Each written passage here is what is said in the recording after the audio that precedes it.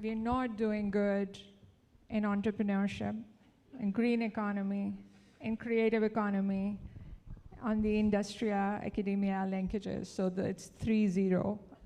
We're going to get to 5-0, not 6-0, I'm sorry, but 5-0. So we move to digital economy. And this is all encompassing. All three previous panelists have talked about it, Zeshan. And you have worked in telecom, electronics, IT, marketing, fintech. What do you see as the emerging skill set that our students need today that will enable them to thrive in this industry in the next 5 years? So based on your experience, how are we doing in this sector? Over to you. Bismillahirrahmanirrahim. First of all, I would like to thank you. If this is you, Ji. Can you hear me now? Yes, better. Ji, Bismillahirrahmanirrahim. Thank you, Dr. Rabia, and thank you, Dr. Ruxana, for inviting us. Okay, I would like to start with the Iqbal's couplet, and I think it's very much resonating what we are talking about. Iqbal ने कहा था कि खुदा तुझे किसी तूफ़ान से आशना कर दे कि तेरे बहर की मौजों में इज़्तिराब नहीं, तुझे किताब से मुमकिन नहीं फ़िराग़ कि तू किताब ख़ां है मगर साहिब किताब नहीं. So that is, I think, what Iqbal is trying to say is that we are very good in theory. So AI, 5G, telecom, digital technology, they're very powerful, but the real value comes when someone knows how to apply them strategically. So when we talk about World Economic Forum that they are predicting there will be 78 million jobs net increase by 2030. But at the same time, 41% employers are predicting that there will be job cuts. So what does this mean? It's very simple. Jobs are not disappearing, they are just shifting. And why they are shifting? Because now when we talk about global employers, so they value more problem solving, critical thinking, creativity, storytelling. Those kind of skills are more important than technical skills like coding and programming. So when we want to teach only technical skills, and we are not preparing our students for problem solving, critical thinking, how to work in team, how to collaborate, how to increase business revenue, solve business problems, then I think the problem, what I see is that we are preparing graduates for yesterday's economies, not for tomorrow. So what in IT and telecom, AI, 5G, what I think that people are really afraid of artificial intelligence. We must not be. I think AI should be our partner, and whoever is interested in AI, I would give them one example and one recommendation. For the next 12 months, make AI your partner. Choose one AI tool, only one. Either it's ChatGPT for problem solving, it can be Midjourney or Canva AI if you are into creative, it can be Analytics BI if you are into finance, and master it. Inculcate it in your lifestyle that whatever you do, you try to use that. On top of that, choose one human skill.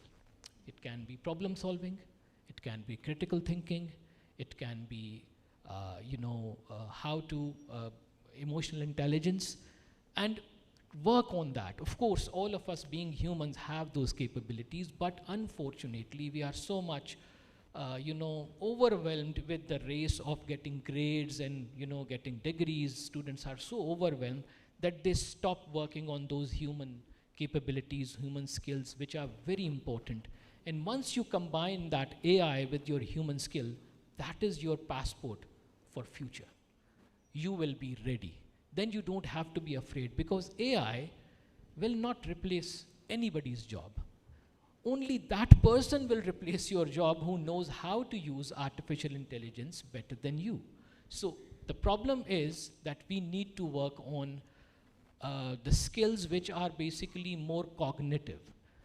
Right now, the problem with academia and industry is the gap is very big. The academia is basically most focused on theory, while being in industry, we want application. And not only application, we want strategic application, which can solve problems, which can create economies, which can build businesses, which can enable startups. So everybody who's graduating, I think that it should be linked that they should not be symbolic projects. Every graduate should be having an industry-linked project, or a freelancing portfolio, or at least a prototype of a startup.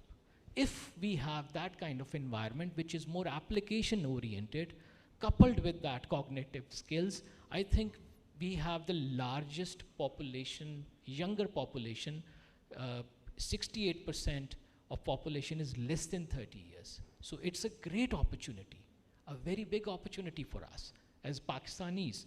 We can not only compete globally, but we can leapfrog if academia and industry can combine and then work on the application, not just on the theory. Because telecom, digital technology, AI, they're not just verticals now. They are basically, digital is a mindset now. If you are a storyteller, if you are into finance, if you are teaching, you have to think digitally. Because now tools are available which will help you, so you do not need to go back, on the drawing board, because a lot of technology is available to help you. It is just about that how you utilize that AI tool and improve your productivity, improve your impact, and how you can solve problems more effectively, more efficiently.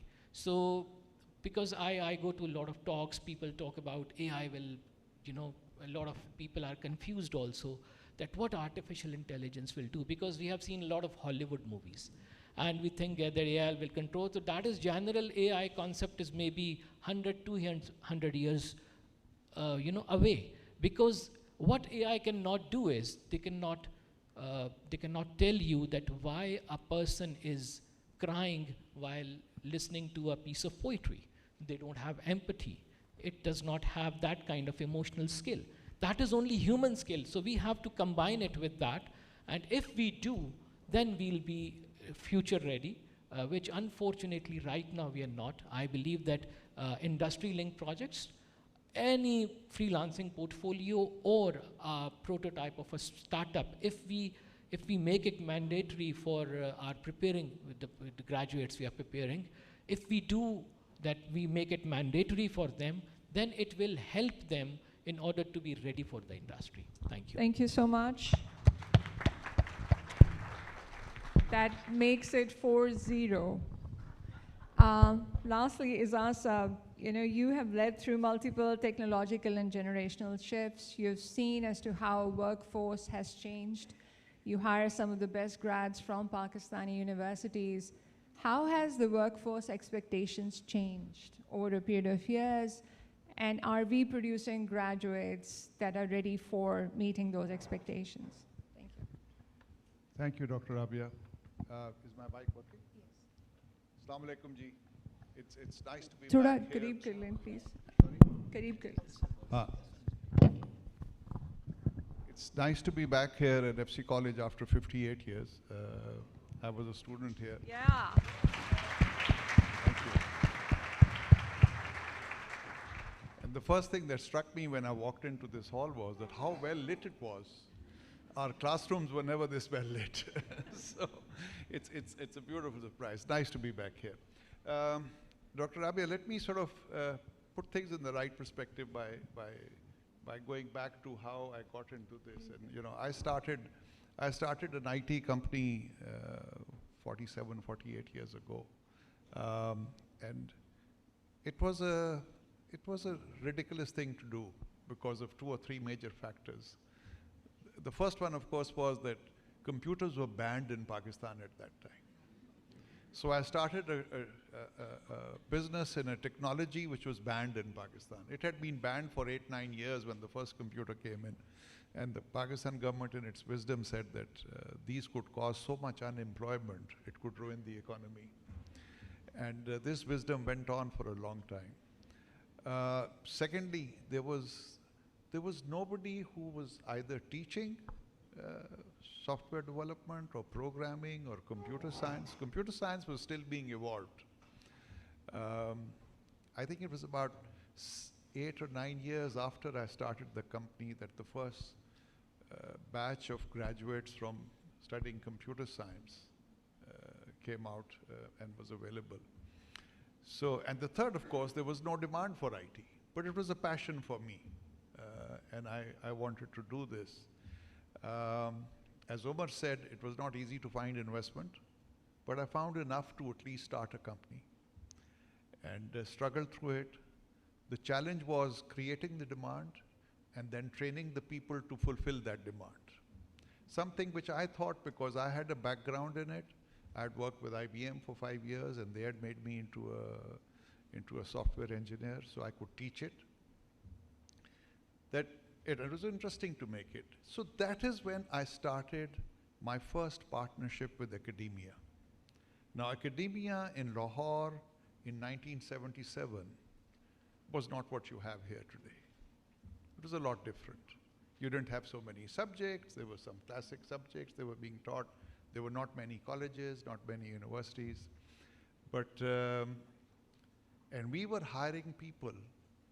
What I needed to bring in was somebody who had basic critical thinking, who had gone to 3-4 years of college, had been trained to function under some pressure, to produce something, to be logical. So we were looking at engineers, we were looking at economists, we were looking at business graduates, we were looking at commerce graduates, and I couldn't judge whether they knew their subject. So for my first partnership was that I got together with 3 or 4 academics from Engineering University, Punjab University, Government College, etc., to help me select people so that I could have a group of people that I could train into programming and software development.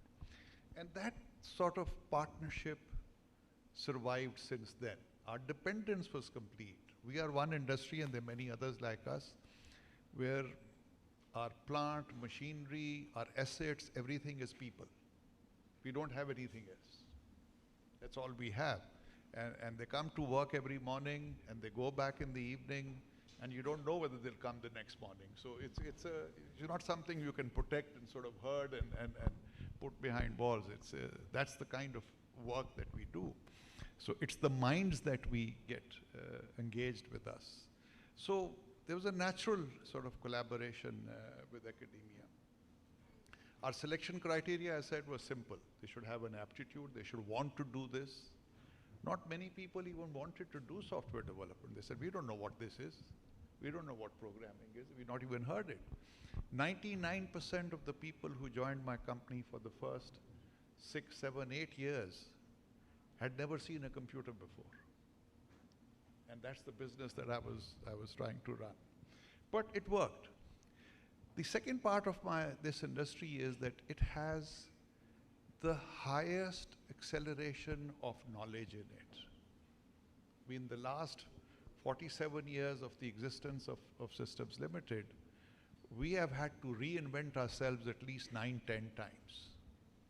Because the growth and the new things coming in this every 4 or 5 years is so huge that you would be left behind unless you kept up with it. There were major paradigm shifts. In the mid-80s onwards, personal computing came in. So from mainframes, you went to more distributed computing. And then the internet boom hit the world in the early 90s. It, of course, crept into Pakistan by 2001, 2002, because communication was so heavily regulated. There was one public sector company which would allow any sort of Communication, which was the Pakistan Telecommunication Corporation, and they had a total stranglehold. And that finally got deregulated in 2000, 2001, and then the private sector came in. And today, I mean, at that time, if you wanted a 64K connection, it would cost you about $6,500 a month to have that connectivity. Today, you have many times that speed for 2,000 rupees a month or 1,200 rupees a month, you know. So that's the new paradigm which came in. Then, of course, the mobile wave came in, and then later on, the cloud wave came in, and then the you know, big data about 10, 12 years ago, and now AI. Now, all of these waves, all these paradigm shifts, we didn't keep up with the world, but 3, 4 years after they hit the world, they would creep into Pakistan as well. And so since internet, I believe the ultimate democratization happened universally. Today, it doesn't matter whether I'm living in Pakistan or I'm living in Boston or Connecticut or New York, I have access to the same information, and at a cost that I can bear. The underlying development over these 30, 40 years is not because new theories came up or you know, which allowed this to happen.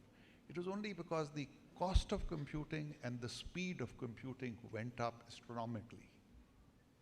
All these things were, the theory behind AI is something which is 30, 35, 40 years old. But we didn't have the computing power to really use it that we have today. So that happened. Now, did academia keep up with it? It's not easy for academia. The academia is a differently but deeply regulated field. And for them to change curriculum is a huge effort. These changes were happening every 3, 4, 5 years. The process of changing a curriculum can sometimes take a decade. And of course, you know, the efforts were made. It didn't keep up with it, but it did get along with it, and a lot of the things have been covered by academia.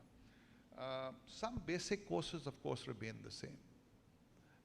You don't have a course in critical thinking, but the fact that you teach problem solving, whether you're teaching economics or business or history or anything, you're teaching people how to think. You're giving them things to do, and you're getting assignments done and that sort of a thing.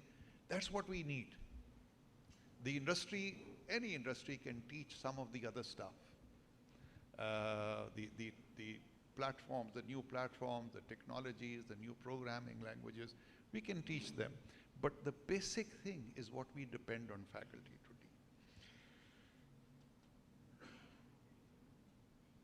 So there are some things that I think we must work on, and that is we've got to have a more collaborative relationship between academia and industry, particularly as we come to this new paradigm shift of AI.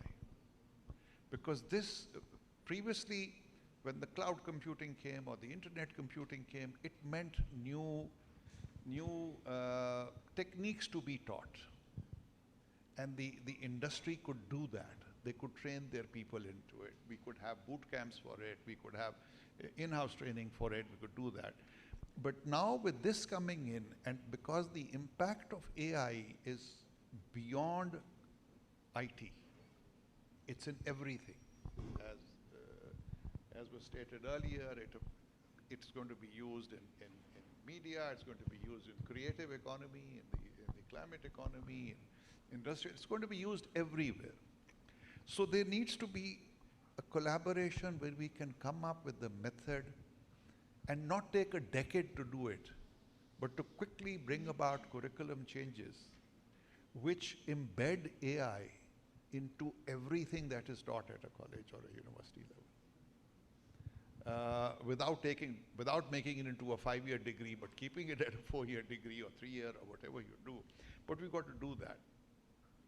So you got to have AI in law, you got to have AI in medicine, you got to be able to embed it in that. So a student who's a medical student should be familiar, should be comfortable with the use of it, as my colleague on the panel said, that get familiar with it, don't get scared of it. So this collaboration, the industry provides the currency, that this is what is currently required. And academia provides the depth, that in order to learn this, this is the base you need to create, and this is how you can teach people this.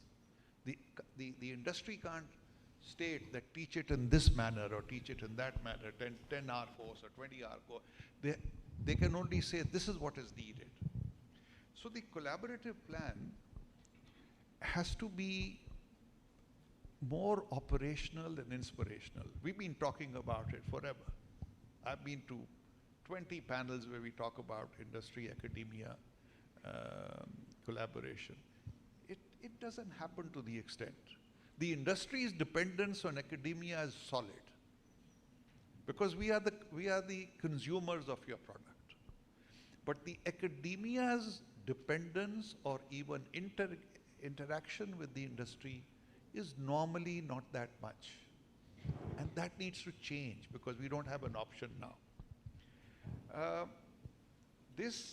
My suggestion on this, I'll finish up here, Dr. Ravi, I'm sure I've taken up more time. My suggestion on this, a sort of I would use a word, a reverse internship.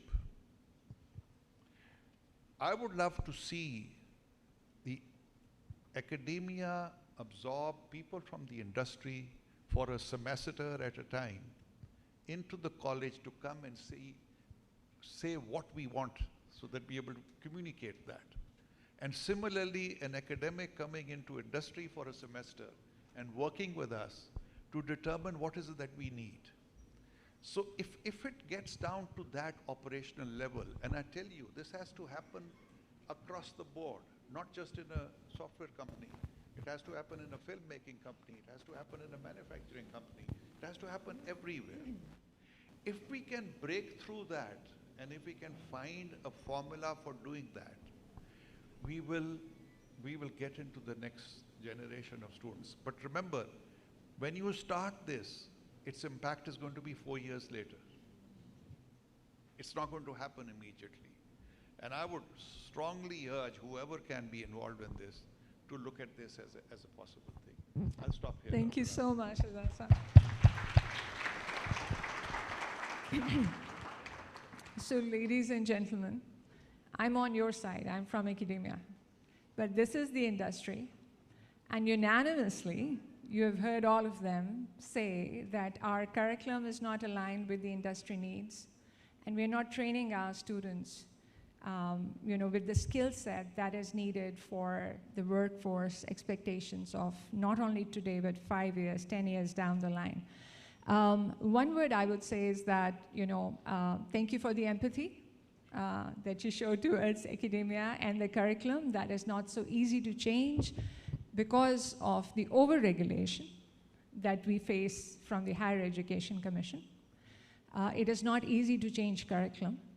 And your suggestion of reverse internship is great. I know some universities, including ours, I don't know about FC, have industry academia advisory boards, where we go to the industry and we ask them, what is it that you need in all these disciplines that we are offering degrees in? What is it that you need? And we will develop skill sets. But that cannot be embedded, unfortunately, in the curriculum of a 4-year or 5-year degree program, because for that you need an NOC from the AGC to bring in innovation. But with short courses, skill sets can be developed that is timely. And I think if we build bridges, we can definitely get there. But for now, it seems 0 to 5. And I think that's a big key takeaway from this. I don't know if we do have time for Q&A. Can we take 1 or 2? Okay. We can take 2. Yes, sir, please. Please introduce yourself and to whom your question is addressed to. Mic, please. Mic ले लीजिए पीछे. Mic ले लीजिए पीछे. जी sir. I'm Saidi.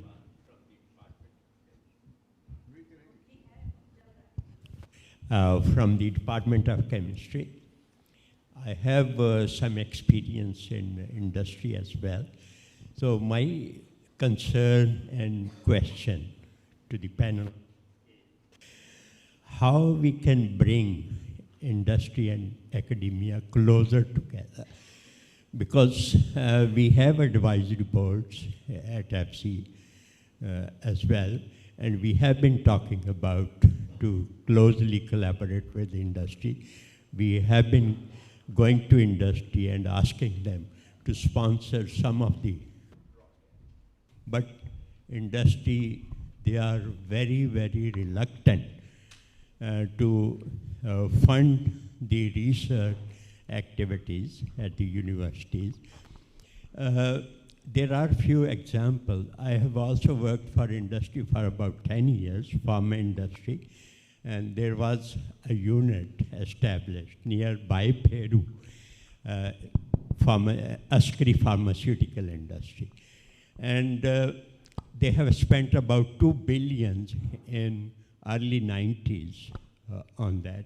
And they could not produce a gram of pharmaceutical for selling it to the consumers. They were the national companies. The plant was commissioned and established by Chinese, and a lot of money was spent with regard to the.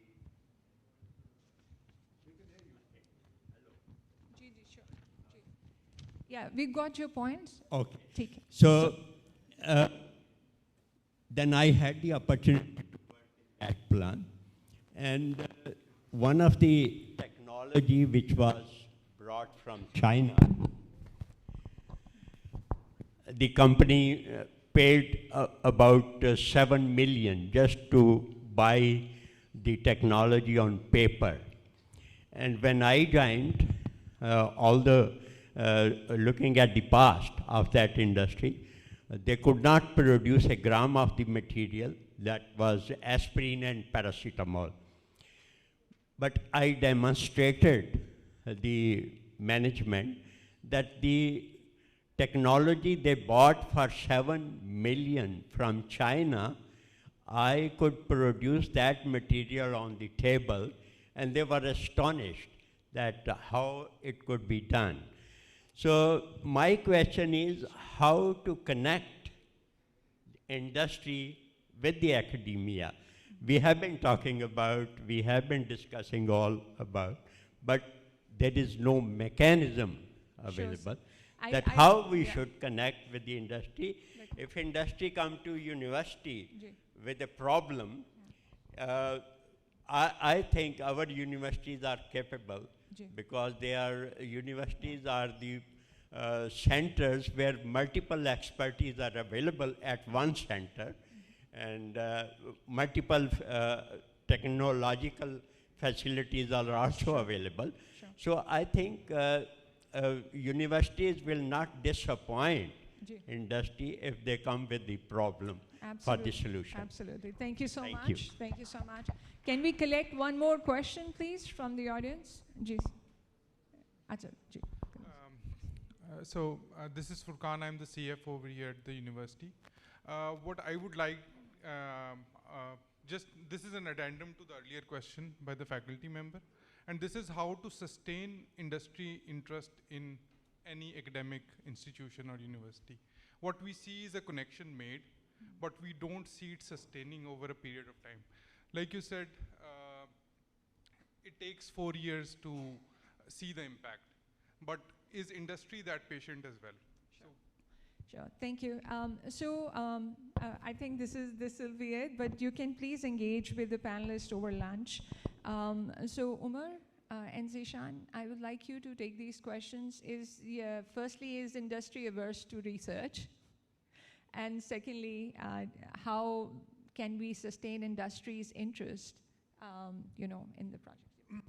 So I think just as Aezaz was saying, the academia is very slow in responding to needs. Industry is super busy, so we have no time for the academia. So I'm not saying it's an insurmountable problem. I'm just saying you have to make some success stories out of it. And how does a success story come out of it? It's like you need to hire people in your institution who have real access into industry. So I can have come and talk here, and Aezaz can talk here, but until your guys in the academic faculty are able to plug into our HR teams, which really manage these internships, co-ops, until you plug into them, you can't do it. So I can tell it to my HR guy, I really want it done, but I have 50 other things to do. And he has 50 other things to do. So I hate to say it, but it comes down to people-to-people relationships. So just as when we hire somebody and say, you go and sell tires to Indus Motor and Honda, right? So the guy has to build a relationship there. And if you can't do it after 1 year, you're not there anymore. So unfortunately, I don't see any other solution. We as CEOs also are quite lazy. We can say things here, but we have so many other things going in our mind that once we leave this office, once we leave this sort of panel, we have other things on our mind. We can connect you, but the guy that you connect with is the guy who will drive the program. I think I would like each one of you to say one word about this question. So over to you. I want to respond to your observation that HEC doesn't allow flexibility. In the same town, there is another campus. I have worked last 20 years with them. They'll create a center that will serve as a training center and bring private sector trainees and trainers at the same time. And the centers become more sustainable and generate some revenue. That's one. Second part is 6 sectors that I mentioned, possibly 6 assistant professors offering multidisciplinary courses to attract students from different sectors so that our first crop in 4 years is created. So one has to think creatively. As Umar said, it's not an unsurmountable problem. It can be addressed, but you need to be consistent about this. The other campus that I was referring to, I think I've been pretty steadfast on that. By all means, I think there's no other way. And as I said, particularly regarding my line of work, I would say that academia first needs to also, improve the way film and creative arts are being taught by integrating more of now and here. But definitely. Gee, what I think, Dr. Abia, is that problem is the objective difference. What is the objective of academia is preparing graduates with a degree. And what degree can do is can open doors, but it is skill and adaptability which can keep you inside. And that is what industry requires. So what we need to do is that we need to combine the objective. There has to be a common objective, and it is easier said than done, because what academia is doing, they're preparing and making graduates because the sole purpose is to get a degree. That's it. To be very honest, I'm sorry, I'm being a little straightforward over here. But what industry is looking forward to, they want problem solvers. They want people who can bring value to the business. So application is missing. One is totally focused on theory, the other is totally focused on application. So if you have to bridge the gap, there can be some kind of combined projects. And somebody said that why industry does not fund the projects, because there is a trust deficit, huge trust deficit. Because I don't see any, in past 30 years, any application or any real example that academia, industry collaboration, and we made something out of that like it happens in the West. Because students do a lot of research. When I was in NUST, we were doing a lot of research with Sun and Sun systems, and it helped us a lot. But that kind of collaboration is not happening over here because objectives are different. So we need to combine the objective, then we'll be. You know, for industry to remain updated, to remain in touch with the market and respond to it, to learn, is an existential problem. Unfortunately, it isn't so for academia. That has to change. For you, there is a lot of things to hide behind, but if you want to learn, if academics want to learn, there's nothing stopping them from coming to industry. They don't have to wait for. We go to the academia every year because we go and hire new people. We go and try and find out what are you producing, and we do that. So the industry is always after you. The problem is that the academia is not interested. You got to create, it's a question of whether you want to learn or not. For me, if I had missed out on any of the waves of technology, we would have been closed down. There's no option. For an academic, there is the option. I'll keep teaching what I've been teaching. I mean, I prepared this lecture 10 years ago. I've been repeating it. The curriculum hasn't changed. So it has to come from there. There is no other option. There's no other way of doing this collaboration. I'm sorry I'm sounding harsh. I'm very, very sort of supportive of what the academia does, but ultimately that has to come from you. You don't expect the industry to come to you. You got to go to them and see what is happening and what do I need to learn. And I've given you a possibility of a reverse internship. I would love to come and sit here for a semester and sit in the computer science department and see how students are learning. But will anybody come across to my industry and sit there for 3 months? Thank you so much. Thank Dr. Rukhsana, I think, to be fair to the academia, we need an counter-catharsis academia industry panel as well, with academics sitting here, industry, across us. Sure. Sure, sure. So here I go, and please, I think what you have said, all of you, each one of you, is remarkable. But again, I am laying the responsibility on all of you, and my take is, you know the market better than anybody in the room. You are the one who has on the pulse of the change. You know it. You are the ones who are sensitive to the skills changes that are happening, right? So I am going to lay the responsibility right onto you that not higher education, it should not have to be our job, I think, to identify what is happening in your industry. I think the pipeline to that is that you know these are the skills that are needed, and I think you should float them to the academia, wherever around, that this is the sort of students you want, and you develop that talent pipeline to your industry. That's one way, I think. All of you said, we make a stretch. We are academics, and I'm not saying I'm not agreeing with you, but I'm playing on, we do not have the digital marketing, we don't have the corporate businesses to reach out, we do not have so many other corporation-like units that can take on that role that you do so well.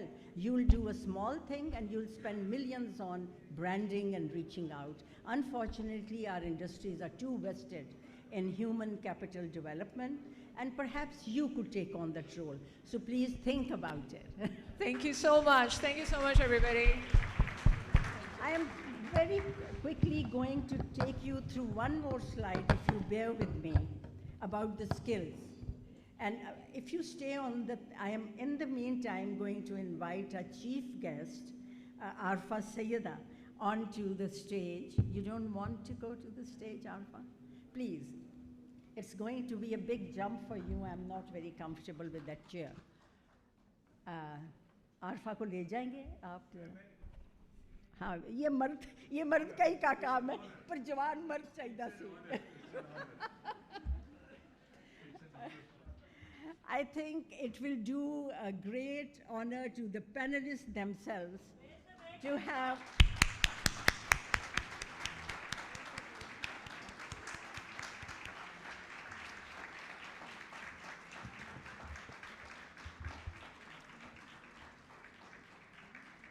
What you do with your business and corporations, ARFA does with her language and her words.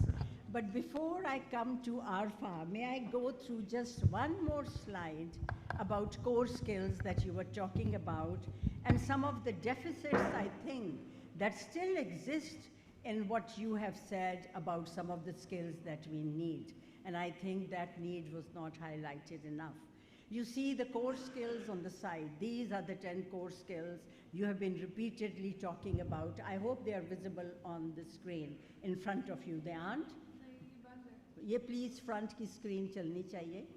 और these are not the skills you're talking about. This is what ILO, OECD, all the international organizations are saying. They carry the 21st century skills and they carry a lot more. But then there is this take about psychologists and people who watch the world about a Bani world. And what does Bani mean? It's brittle, it's anxious, it's non-linear, and it's incomprehensible. And I think you know it, the business people know about it very well, that that's what the world is like. And the skills that are needed for it are not the skills that are listed in the core skills.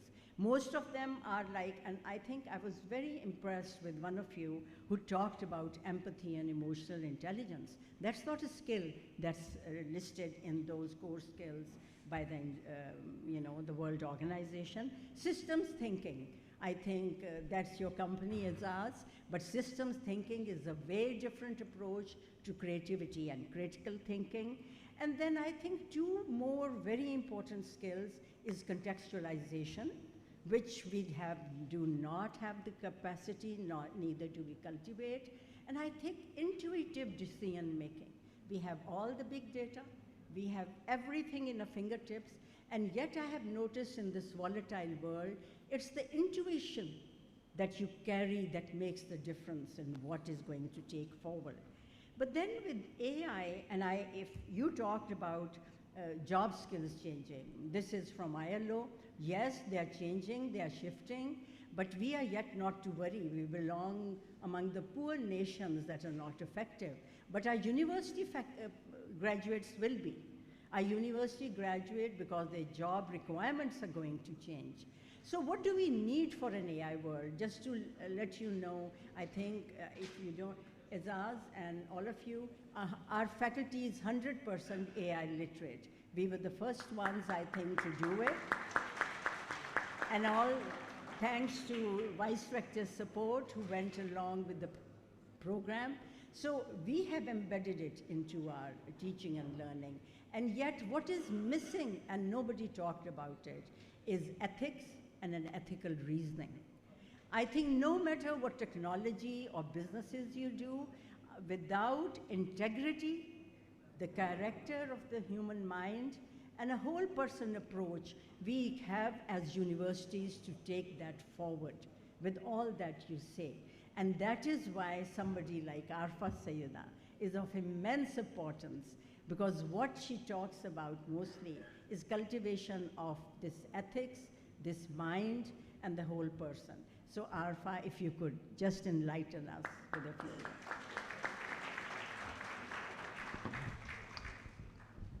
Thank you so much, Roxana. I never knew that you could talk that much about me. Two things. The first is that I wish to congratulate you on this faculty retreat. This is the beginning. And it was great to listen to all these panelists here. I am one of those not wise people who think that you do not need a life for job. You need a job for life. So we we have to keep that balance. Somehow that balance is lost. The great thing about it is that we always prepare a curriculum for our students, considering their age and how they are growing. But here, FC is very lucky, very, very lucky. I have served almost all my life in government. Oh, you cannot say this word, you cannot say that word. Take Allama Iqbal's that poem, Utho Meri Duniya ke Gareebon ko jaga do. Throw it away. And then my Mehboob Ziaul Haq, he Islamized everything. How can you Islamize a ghazal?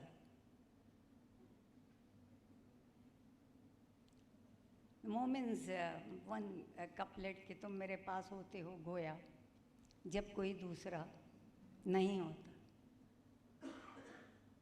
I wish you could someday invite a Maulvi Sahib to explain this to you, and then see how many times it has. All good things have been said. I believe education gives you information to think. You do not have to repeat that information.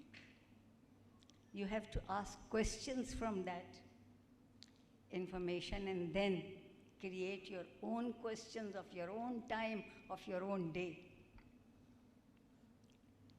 The students always say, oh, Dr. Arfa, she doesn't teach the course. Okay.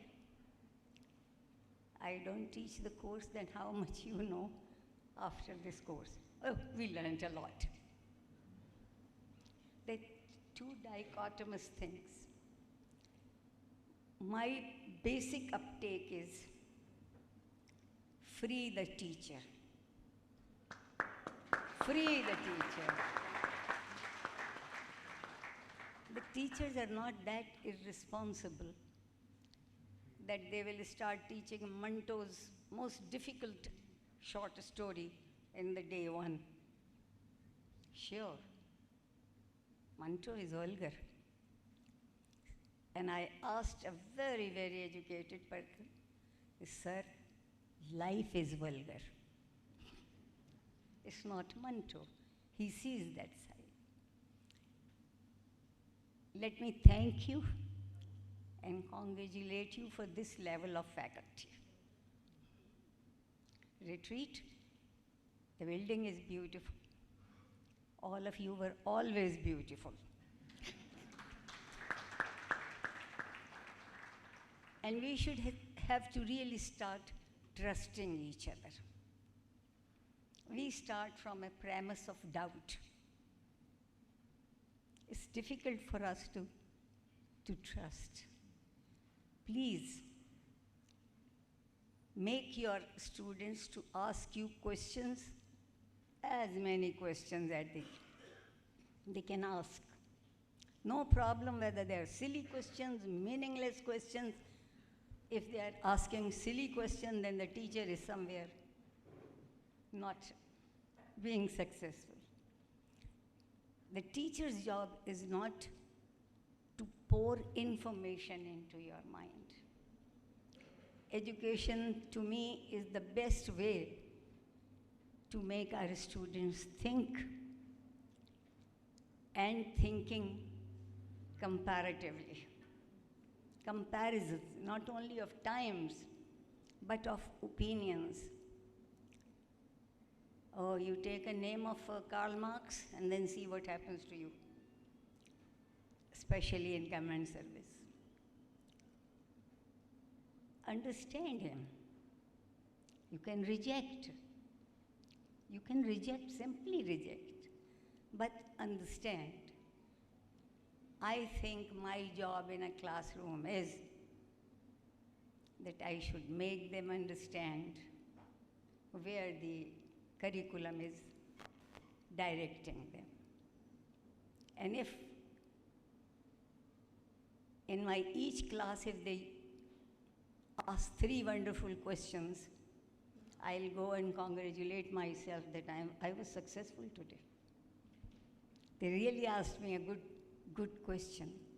And please have this confidence that each teacher will not have an answer for every question. No way. I used to promise my class that I don't know this. Tomorrow when I come, I will have the answer. I became very consciously a teacher because I think this is the best way to remain a student all your life. Best. The 50 people in your class, after each hour, your audience changes, their expectations change. So basically, the training is for the teacher, not for the student. How well can you reach them? Everybody will not be extremely bright like my friend Roxana. People would like me also. But give them a space. Give them a space to walk even. And my students used to complain for me that Dr. Arfa gives attention more to those people who do not do any work. They need more attention. They need more attention. They have to understand. But we translate everything into money. And how can we increase the height of our money? How many zeros can we put after one letter? I have been very lucky to be part of you. I enjoyed all my years here in FC. And I wish you all well. And I thank every panelist here and the earlier panel that was talking to us. Education is the most interesting thing. And it gets more and more interesting if the text is difficult. If the text is difficult, then it makes the teacher to understand that and then to deliver it. No, we say, no, ye to mushkil pada. Education is to solve all the mushkil. We have not been able to learn to think straightforward. We do not question the problem. We are always trying to find an answer in the peripheries. And I'm so very grateful that they invited me to this. And they said I am the chief guest. I thought if you have to keep somebody mum, you make them a chief guest.